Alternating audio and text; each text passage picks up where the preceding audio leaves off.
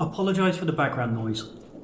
I'd rather have a frontal lobotomy than have a bottle in front of me. I amuse myself. An etiquette teacher once told me you should never introduce yourself with an apology. But as is so often the case when I meet new people, I have to apologise for my face. I'm in the middle of some quite intensive dental work, and I'm missing a couple of teeth. I hope it's not too distracting. Don't eat my microphone. It was very expensive. It cost more than you did. But today, we are talking about PAWS. Brothers, sisters, comrades and friends. Welcome to Bad Country. You quite finished?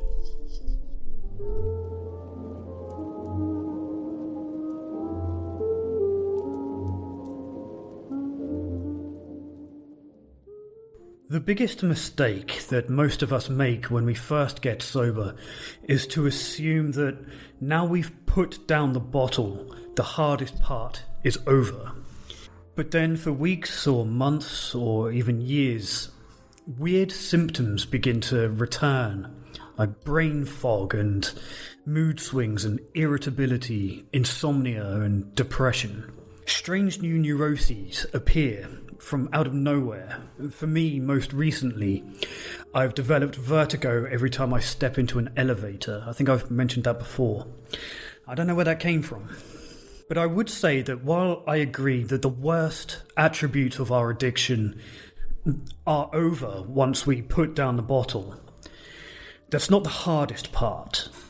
The worst is not the same as the hardest, and PAWS might be the hardest part of getting sober and maintaining sobriety. PAWS is Post-Acute Withdrawal Syndrome, the name given to a kind of complex of symptoms that some of us experience in the early stages of recovery from alcoholism and other addictions.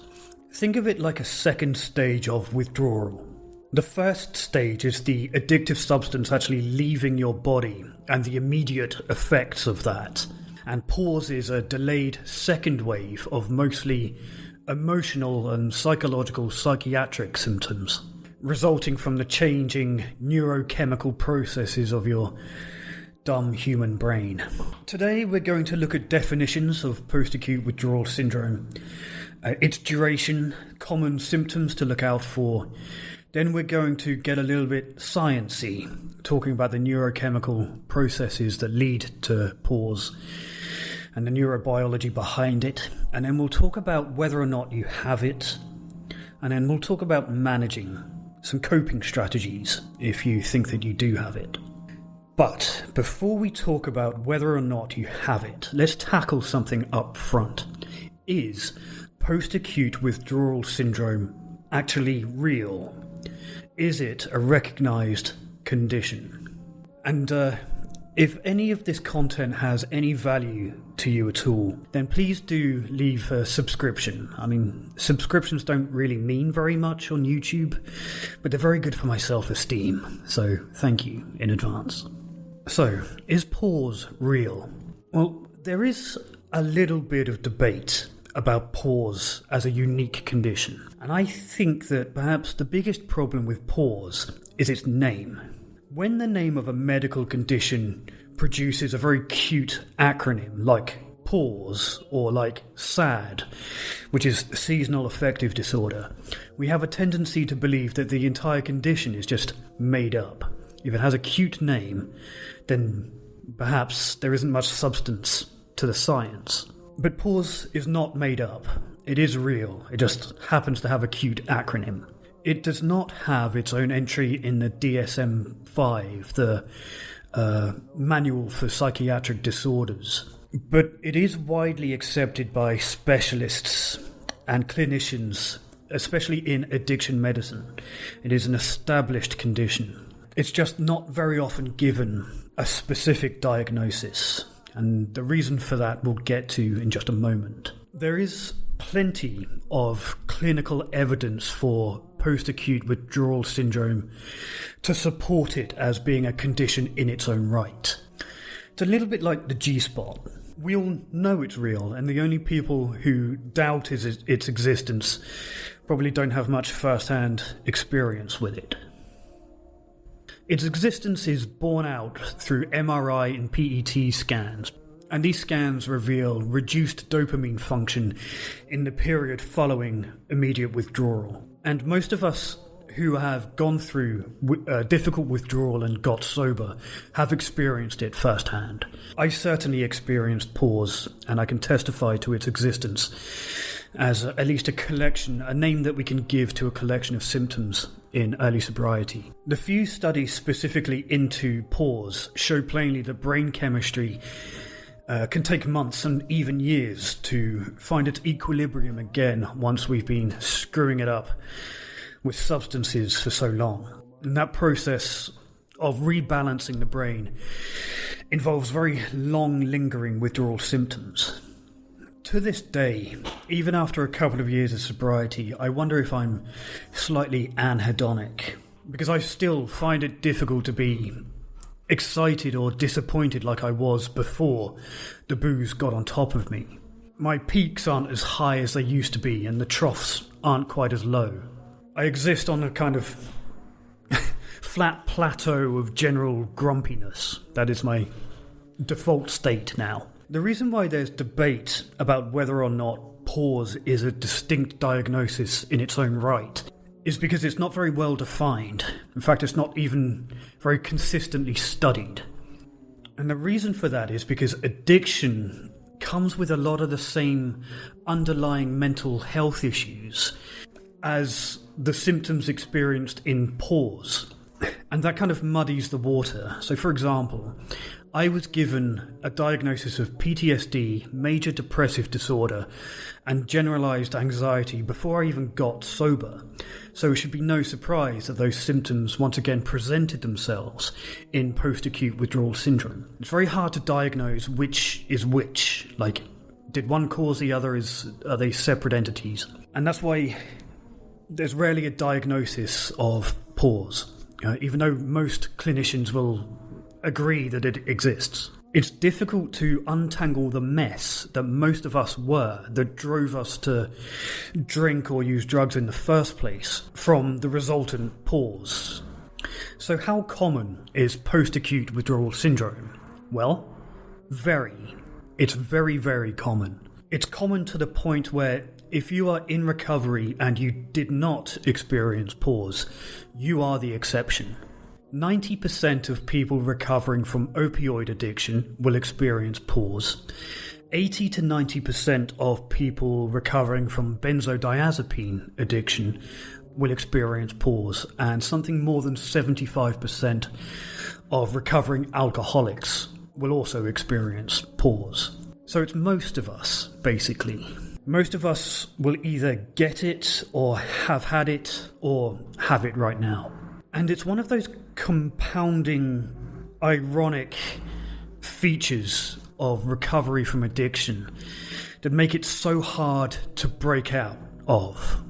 Because those of us who are experiencing or have experienced post-acute withdrawal syndrome are 4 times more likely to relapse than people who don't experience it. And also, there is a higher prevalence of suicide in the first year of sobriety for people who have experienced post-acute withdrawal syndrome. Continuing with some statistics, post-acute withdrawal syndrome is most severe between the 3rd and 6th month, or like the first 6 months of sobriety.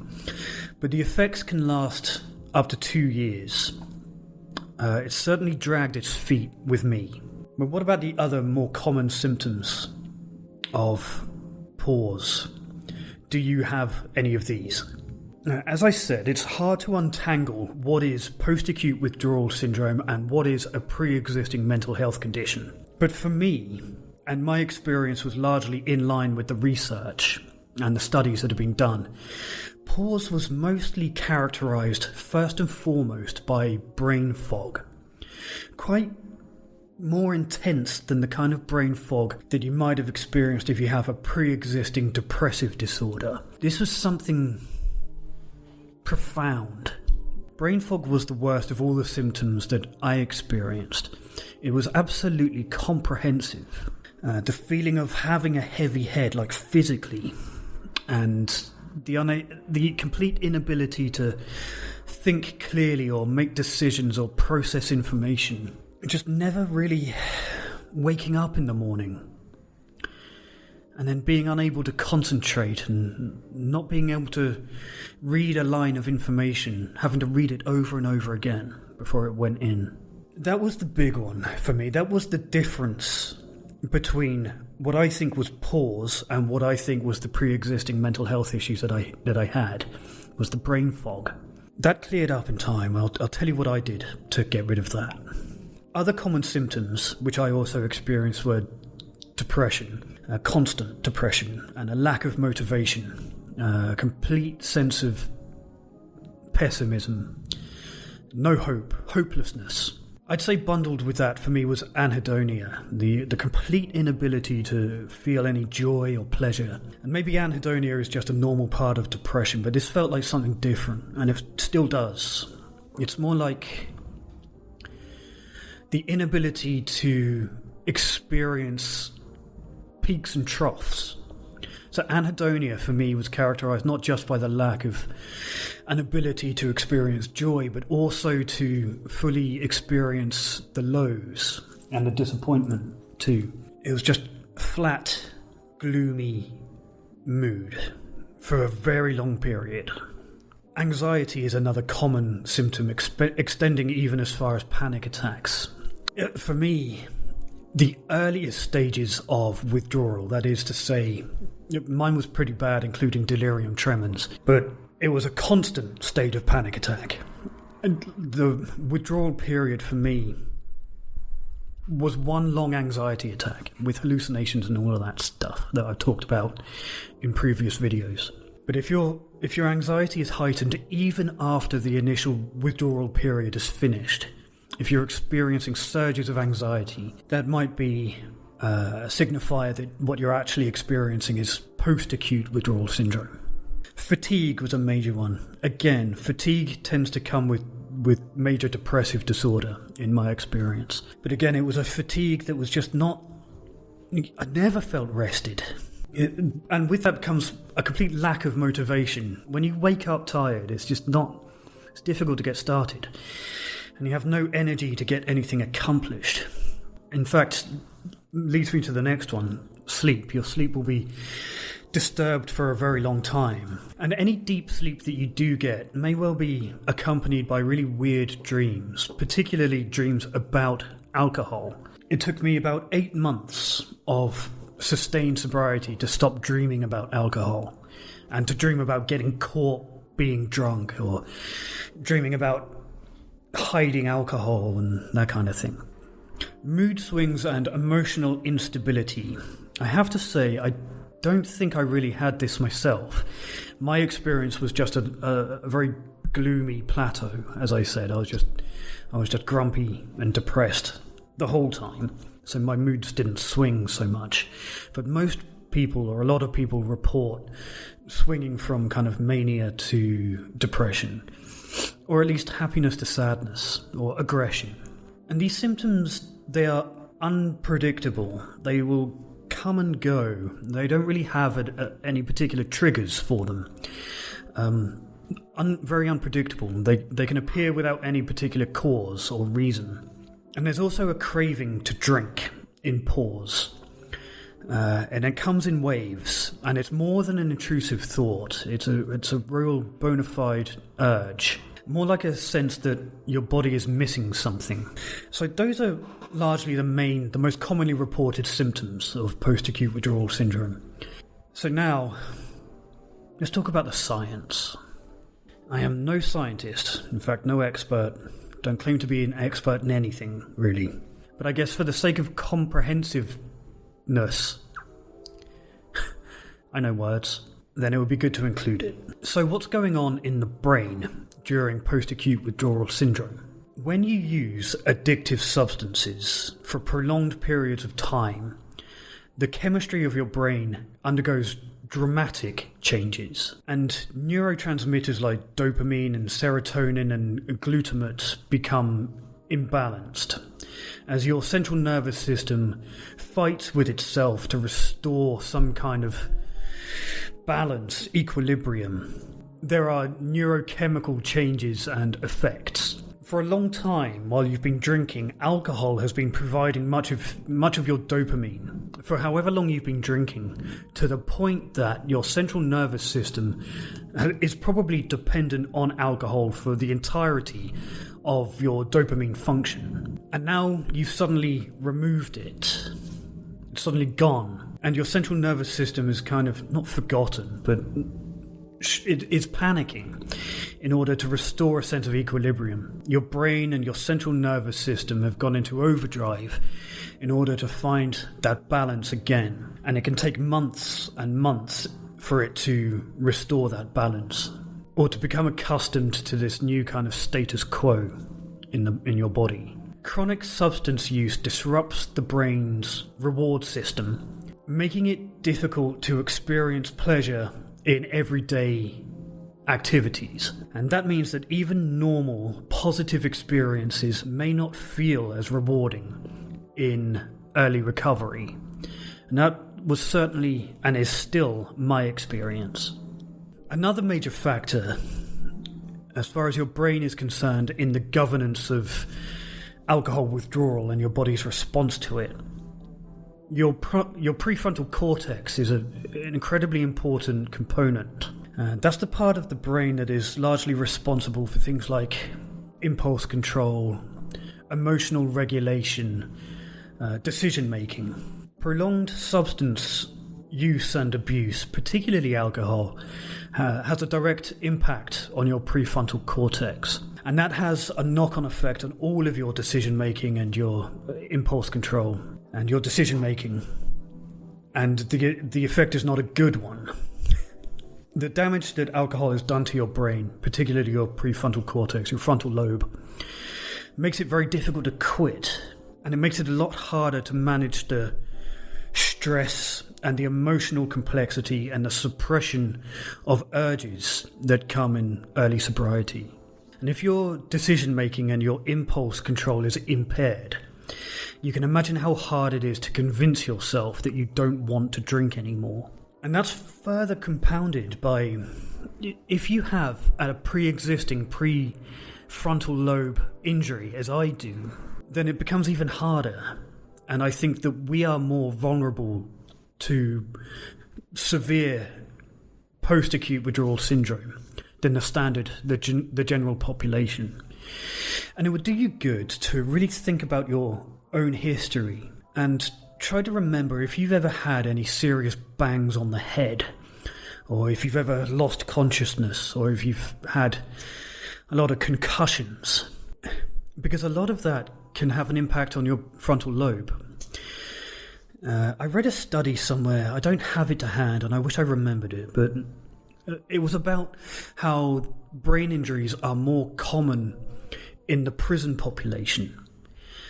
And not because prisoners have necessarily lived more dangerous or violent lives, but because frontal lobe injuries are more likely to reduce your impulse control. It's more likely to make you engage in criminal and addictive behaviour. And I wonder if that's true across all addicts. So if you are aware that you've had a head injury, let us know in the comments. I want to know again how common this is. Okay, so the brain, what post-acute withdrawal syndrome really is the brain recalibrating itself after a long period of addiction, leading to an extended period of emotional and cognitive instability. And that's to be expected. That's why recovery takes time. It has to rebuild and, in a sense, rewire itself. Think of it like a broken bone. You don't just remove the cast after you've recovered from a broken bone and then go and run a marathon. There is still healing to be done. The brain, much like the body, takes time to recover, and PAWS is part of that healing process. Now, if you have ever broken a major bone in your body, you might be familiar with that really uncomfortable feeling of the bone kind of knitting itself back together. That's what your brain is doing in PAWS. But instead of the physical pain of a broken bone repairing itself, the pain we experience as the brain mends itself is mostly emotional. PAWS is that process of recovery, and it takes time. So, how much time does it take? What is the PAWS timeline? Well, let's assume that you are out of the initial acute withdrawal period. You're going to experience PAWS very severely for the first 2 months or so. That's going to be all of the insomnia, all of the depression, all of the brain fog. They will peak and fluctuate, but for about 2 months, that's when this particular part of the condition really peaks. Then for the next 3 to 6 months after that, you'll see a gradual kind of improvement with occasional flare-ups, where you might have glimpses of mood stability or even happiness, contentment.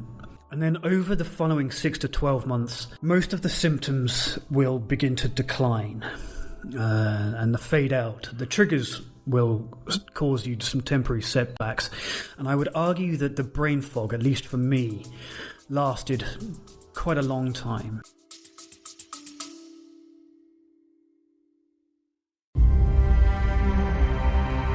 Deep in every Asian family, there's that one crazy uncle, the one with too many stories and too few filters. Welcome to Asian Uncle, and I'm your host, Uncle Wang. Think of this as a ride through Asian culture. No seatbelts, no filters. You'll hear from the ones that live the life beyond yours. Let these stories guide you, warn you, and at the very least, entertain the hell out of you. This is an Asian Uncle that you don't want to miss out on. But in the first year, you should see your symptoms improve. And at some point towards the end of this process, and I'm at this point right now, we have to acknowledge that this state might be our new reality. This might be our new normal. And things might never be like they were before we had a problem. We have done a lot of damage. And it's unrealistic to think we can experience the full spectrum of life and human emotion the same as we did before. We might never experience the same height of highs and the same depth of lows as we did before. The trick is, for me, to find pleasure within those new limitations. And that is the subject of another video. So, by now I'm sure I've established that PAWS is a very long process and unpredictable. Do you have it? That's the big question. I would honestly go ahead and just assume that if you think you might have it, you probably do. It's just safer that way. And there is really no harm, as far as I can see, in assuming that you probably do have or did have post-acute withdrawal syndrome. It's not going to hurt you to think that. In the long term, the treatment is the same. Whether you're grouping all of your symptoms together and giving it the name post-acute withdrawal syndrome, or whether you're attempting to treat each individual symptom as part of its own unique condition, the treatment, the medicine is going to be the same. For now, what really matters is how you manage it. How do you make it through to the other side? So I'm going to tell you a few of the things that I found genuinely useful. Some of them align with the literature and with the research, and some of them may be unique to me. I don't know. I would like to hear from other people who have gone through it in the comments about stuff that genuinely helped them. For me, sleep. That was the game changer for me. Of all the things I got back when I got sober, I am most grateful for sleep.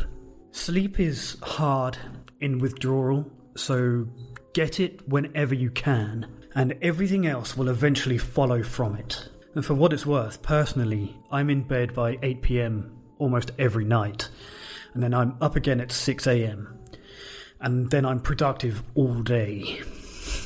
That took practice, and I'm glad it was worth it. Did you know Cristiano Ronaldo sleeps for 3 hours every afternoon?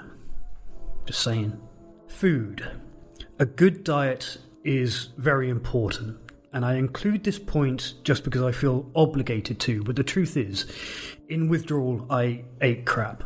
So do better than me. At the very least, be supplementing your diet with, whatever you need, omega-3s and all of the B vitamins that you can get your hands on, and magnesium. I also had a potassium deficiency, which would cause me to black out every now and then. So potassium supplements were useful to me. And another actual secret tip from me is, this is not sponsored naturally, but creatine. Really simple creatine from the health fitness shop. Creatine is, I think, it's not just for gym bros. It's not just for like muscle density and recovery from exercise. It has real cognitive benefits. It's also good for depression. So try creatine if you're experiencing brain fog. It really has helped me. I take it every day, and my brain has started to feel like it's working again. Next, work. Now, I never went into a long-term rehab or anything like that. I was working while I was going through withdrawal.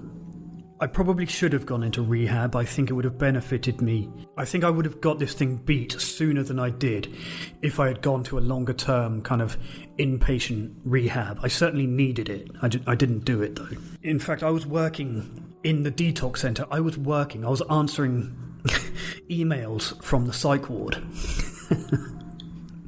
And that's mental. Now that I think back on that, that's craziness. But to me, work feels like progress and structure. And that was a benefit to me in post-acute withdrawal syndrome. I just kind of worked through it, knuckled down and got on with it. It's not easy to motivate yourself when you have PAWS to go to work, but if you have work, do it. Another, exercise. Again, an obvious one. So obvious that it's barely worth repeating, and I know that everybody says it and you're bored of hearing it, but exercise is crucial. I particularly recommend weight training. That was great for me to bring up my energy levels. I did cycling for cardio. In fact, I remember using the exercise bike in the psych ward while I was still in acute withdrawal syndrome. But taking that and taking that desire to exercise and using it in post-acute withdrawal syndrome is so important. It makes all the difference. But do whatever. You don't have to become a strongman or run a marathon. Walking is great. Anything. Stretching at home. Whatever you can do. For me, computer games were a big part of the dopamine reward system that I needed during PAWS, playing computer games. I personally preferred very slow, quite difficult Zen-like games like Disco Elysium was a big one, SnowRunner was fantastic. Puzzle games are also very, very good. Platformers to simple ones that are good for dopamine like Hollow Knight and Ori, the Will of the Wisps. And that was also very good. And then, of course, talking, groups, therapy. You need a place to talk about this stuff. For me, it's this YouTube channel. But for some, group therapy, AA is good. A private therapist is worth its weight in gold, especially if you can somehow get one cheaply. I know they're expensive. They're not available to everybody. But somewhere where you can talk honestly about your experience. Medication. A divisive one. I tried a lot. I was medicated quite heavily for a while, and I ended up hating it. And I'm no longer medicated at all, apart from, of course, my creatine and my caffeine. Aside from that, I recognise now that it was probably important for getting me over that hump in PAWS, and it may be of use to you too. I think the ultimatum that I faced was it better to spend a few months on medication that I hated if it kept me from a relapse that might ruin my life? And in the end, the medication was the right decision at that time. And then aside from that stuff, just take seriously all of the generic kind of relapse prevention advice there is out there. Journaling, exercise, diet, recognizing triggers and spotting patterns of risky behavior, going outside, playing games, eating as well as you can, practicing good sleep until it sticks, because it will eventually. The rest is up to you. Now, it's very easy to feel alone when you're wrestling with post-acute withdrawal syndrome. And it's tempting to think that no one's ever felt like you do right now. We all feel unique in that sense. We all feel like no one understands. But post-acute withdrawal syndrome is temporary. And if you're willing to work a little bit, if you're willing to put in some effort and take some responsibility for how you feel, then it is manageable and there is a way through it. And the thing about addiction is that when you make it through to the other side, eventually you do feel invincible again. And your rock bottom becomes the thing in your daily life that you can point to and use and be proud of. Because if you overcame that period of your life, nothing else can hurt you. Just give it some time. Post-acute withdrawal syndrome is the period you have to go through to achieve that sense of strength. That's it for today. In the name of like, comment, and subscribe, good luck out there.